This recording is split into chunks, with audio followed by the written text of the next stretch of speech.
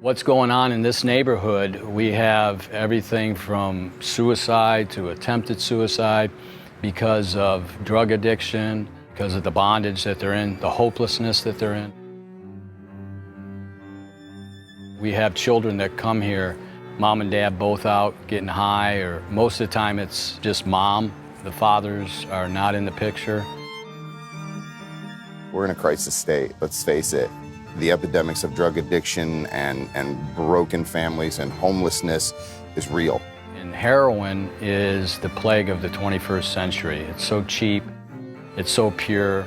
The root of that addiction goes to the reason of hopelessness. When you're in that place of hopelessness, you are willing to grab a hold of anything that can give you some relief. The problem is that the cost is more than anybody should have to pay. That's why we're here, to give them hope.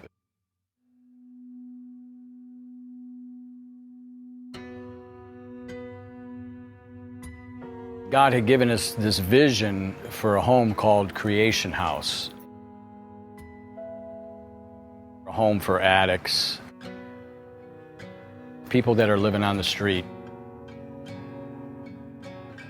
It's a home where anybody wanting to get out of their hopelessness can come and live, learn life skills, hear the message of hope, and come and get restored, come back. I had the vision, I just didn't understand how we could do it. We recognize this is the 50th year of the war on poverty, and as you say, poverty is winning. We are just pleased that the people who are closest to the problem have an opportunity to comment on solutions. It was at the conference that we went to in Washington where I met Jubal Garcia, Outcry in the Barrio. One of the things I think really helped with the comeback was it kind of let us know that we weren't the only ones out there. I mean, so many times I think a lot of grassroots ministries feel like, you know, we're the only ones here on the front lines. Is there anybody else that we can talk to? And so after talking to him and hearing about what he's doing, I said to my wife, I said, we got to go down to San Antonio.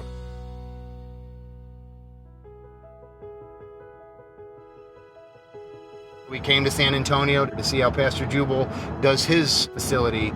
It's not a rehab, it's a home. It's a place where they learn to be loved and to begin to love back. Their vision and our vision line up. They go out onto the streets. We got a place for you. We have hope for you. We have an answer for you.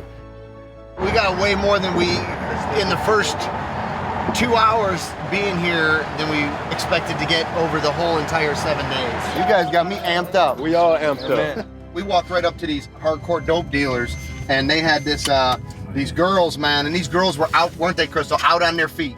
If you make the decision right now, you can be with your kids and get the help that you need. And I know I could tell the look on her face that got her heart. They don't keep them in poverty. They don't keep them in that place of hopelessness. They bring them out of it. And they take these guys from a completely broken place in 6 months. They teach them family values. It's just refreshing to see this ministry giving to the people that need it the most. The love that Jubal has for the people is amazing. See you in the morning. Okay. We'll be here. Okay, brother. I love you. I love you too, man. Be safe.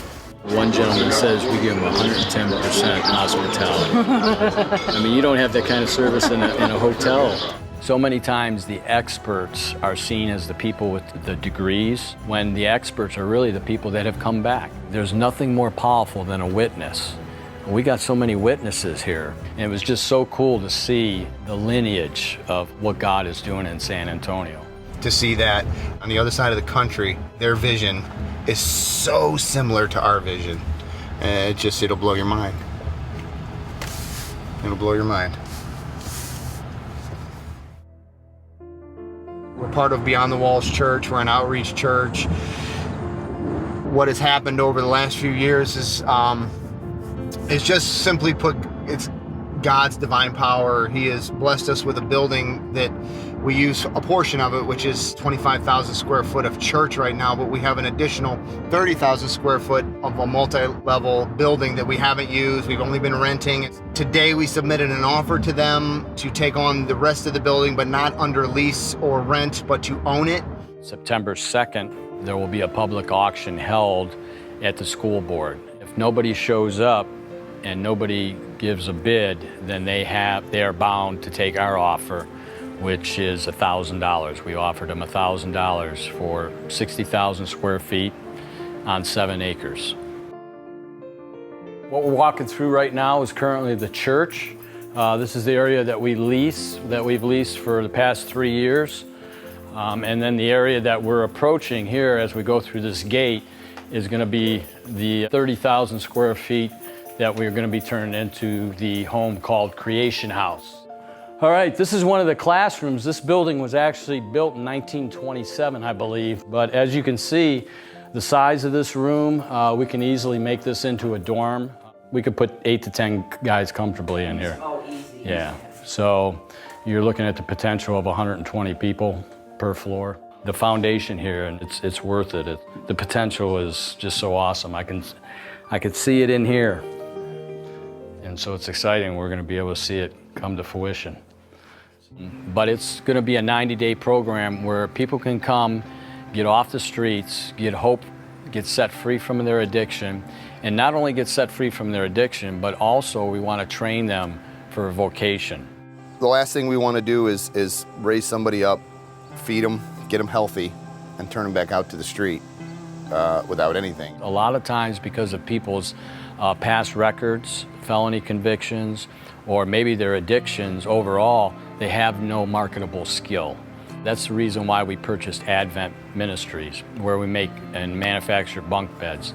And they're made right here in the church. Some of the people that are in Creation House will be also working in Advent Ministries. A lot of people, because they've lived a life of addiction, don't know what it is to show up to work on time, show up with a good attitude, show up, showered and shaved and cleaned. And so we're going to teach them that. How to fill out a resume, how to interview. These are skills that we're training. Listen, maybe you have $10. Well, you're not going to take that $10 and go buy dope. You're going to take that $10 and you're going to buy formula and diapers. You got to break that poverty mentality. And a poverty mentality many times has this entitlement mentality. Once you can break that, you do have skills. You are a person that has gifting to give to people, that you are employable. I don't care if you've had a record or not, you have that ability. Then people can be successful and come up out of poverty. Every one of us has been given a destiny by God. When you realize that and somebody shares hope with you, says, you know what, I've been where you've been. Let me tell you how I got to be where I am now. In fact, let me put out my hand and help you. Then that's what the comeback's all about. Because I was that person when I was a heroin addict. I know the pain and the hopelessness. And so the comeback is about getting people to do the great things that God has put within them to do. You have these short little moments of victories to stay clean for a little while, to get a paycheck and not spend it on drugs. You put these small victories together and you go from hopeless to hopeful, doing things that the world say you'll never succeed in. A guy that has only been home from prison just a little over 6 years, to know that I can make that kind of change. This upcoming year, it's going to be all hands on deck. It's going to take a lot of work just to clean this place out and then get ready to rehab. We are going to impact this area like it's never been impacted before. Quitting's not an option. We can't quit. We have to do this.